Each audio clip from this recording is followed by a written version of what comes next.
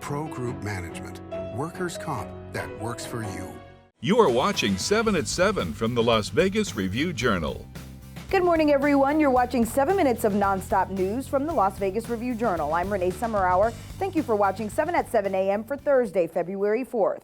Let's get started with our top stories this morning, sponsored by Carnegie Heights. Las Vegas Mayor Carolyn Goodman says Governor Steve Sisolak needs to use all of the clout he has to bring more COVID-19 vaccines to Nevada. During a city council meeting Wednesday, Goodman said, quote, "We wish we had the leadership," end quote, to get enough doses for the state. A spokesperson for Sisolak said the governor has been working with Nevada's congressional delegation to get more vaccines for the state. A woman is accused of breaking into a control room at Circa and turning off the power to the resort. 28-year-old Alyssa Neely was arrested Tuesday. Police say she had been a guest at Circa until she was kicked out Monday night after walking naked down the hallways. Power went out at the resort a short time later. A spokesperson for Circa said it is implementing additional security measures. The CEO of Henderson-based right-wing social media platform Parler is reportedly out of a job. Fox News reported Wednesday that John Matsey wrote a letter to his staff that Parler's board directors decided to terminate him. Attempting to reach Matsey or his officials with Parler on Wednesday were unsuccessful. Ellis Island is famous for its karaoke, but it was a jackpot that was music to one player's ears. The off-strip casino said one of its longtime patrons won over $905,000 this week by playing a Buffalo Grand slot machine. Ellis Island said the last time it saw a jackpot this big was in 2017. For Black History Month, we here at the RJ want to feature history makers and icons from right here in the Valley. Today, we spotlight Dr. Aaron Ford, the first African-American Attorney General for Nevada. In an interview with the RJ, Ford discussed the power of representation and how his background shaped him. I have met many people who look like me, who have said to me point blank that because of the position that I'm in, they feel as though they can aspire to the positions that they would like to be in.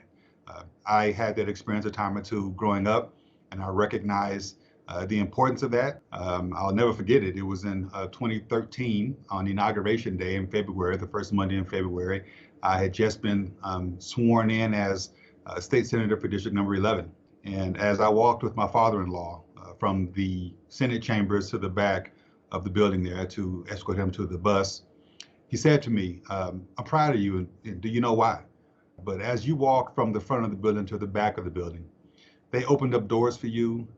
They called you sir. They called you senator." He says, "They called me boy till I was 40. And at that point, my father-in-law was in his late 70s. So for more than half his life at that point, he had been disrespected and called boy. And he recognized the changing times. That story has stuck with me throughout the entirety of my service. Now let's take a look at your local weather, sponsored by Michael Gaughan's South Point Hotel, Casino and Spa.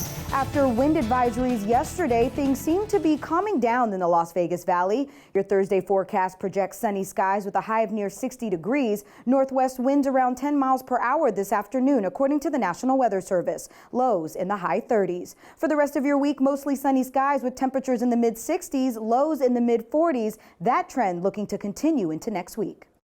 In your health news, a new pop-up vaccine clinic at the Doolittle Senior Center opened Wednesday. Carrie Roper has the details. Hey, Carrie. Renee, the new clinic opened for residents age 70 and up in the historic West Side for those eager to get their first shot February 3rd through 5th. Now, besides the Health District, a partnership between Roseman and Toro Universities and Nevada State College are making the pop-up clinic happen and are set to do 300 appointments a day. A city representative highlighted the importance of bringing the vaccine into communities that have a strong need. So far, the clinic has received 900 total doses from the Health District, with 900 appointments already set.